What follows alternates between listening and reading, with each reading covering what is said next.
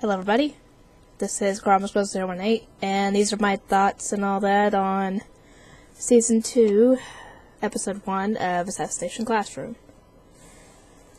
Going into it, as far as the opening goes, I didn't really like it. It's probably my least favorite. Outside of the other two that we've seen, I don't know which one is my favorite out of the other two, but I know that they're better than this one.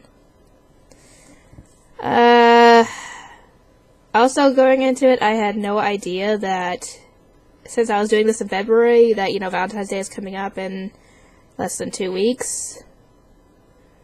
And when the episode got into it, it was apparently about matchmaking. I was like, oh my god! Not what I was expecting. And there were a couple of pairings that I expected. Nagisa and dang it, what was her name? I don't remember what her name is, the girl with the green hair that I think would be good for Nagita. And Karma and Okuda, those two I expected, since he did say that he liked Okuda the best out of all the girls in, which episode was it? 15? I guess? Anyway, yeah, the matchmaking didn't go as planned. For the students, anyway, and surprisingly enough, what I wasn't expecting was, apparently Miss Yelovich likes Kurasuma. Well, it was something I was not expecting, since I didn't see any indication of it in any of the episodes leading up to that. They always acted so professional around each other. She only tried to get him to loosen up one time, and then it was I don't know. Essentially didn't see it coming. And like I thought, it didn't go as I thought, because he's, I guess you could say, married to his work at this point. And also the fact that he's really dense when it comes to love. No shock there.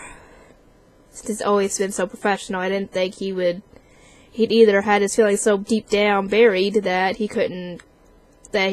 forgot about him, or he was just so dense. It tended to being dense. Anyway, what I wasn't expecting was Mikhailovich's old teacher getting killed by the Reaper? I assume that's who killed him? And I assume he's dead, because I also assume, because from what I've heard him say, that no matter who the Reaper goes against target-wise, they always die, so I'm assuming that he's dead, unless I'm proven otherwise in the show. But was not expecting it at all. And if he was targeted by the Reaper, who targeted the guy in the first place? Because obviously somebody took out a hit on him at some point, otherwise the Reaper would obviously not have any need to go after him if he didn't have a reason to. Essentially the hit and the money. Do not spoil who the Reaper is. If it's in the end of the anime or in the manga or whatever, don't spoil it. I might figure it out on my own. I don't know. Anyway, like I said, I assume that guy's dead. We get to see a glimpse of Nagisa's father, I assume it was, and they talk a little bit about his mother, which I've been spoiled on what his mother's like in Anime America's videos on, I think, Top 10 Worst Parents? Anyway, we get a little bit of that. Hang on. Can't be a deal. Anyway, we get to see Kuro-sensei wanting to have a festival for, I think, the last day before term? For essentially the new year starts?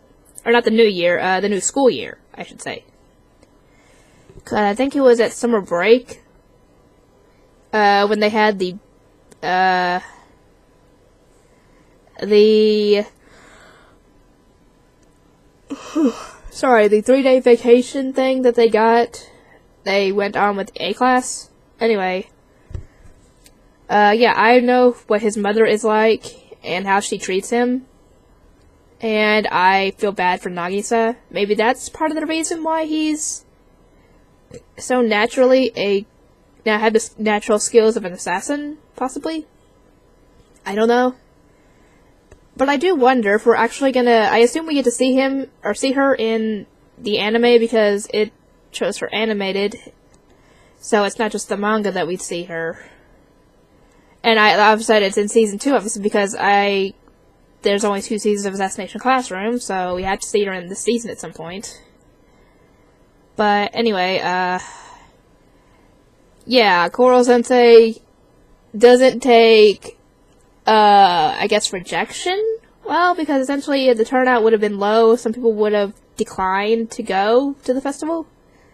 And he apparently doesn't take it well. Sorry, I'm kind of playing with my hair. Anyway, but many people showed up. I don't know if it was the entire class. But, Karma checked down a cheating game, runner. And yeah, that was not that surprising. And the octopus ball thing, the octopus ball stand, would that technically be cannibalism if he was selling those?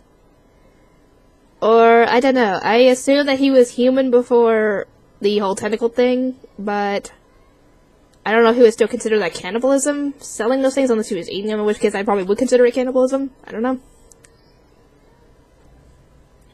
Anyway, I am curious to see what'll happen in future episodes, because everybody's gonna have to step up their game in order to try and kill Koro-sensei, which I assume that they are really reluctant to, even though they have to, because, you know, obviously Koro-sensei is an amazing teacher, and probably one of the few people in their lives that actually cares about them, besides, you know, obviously their parents.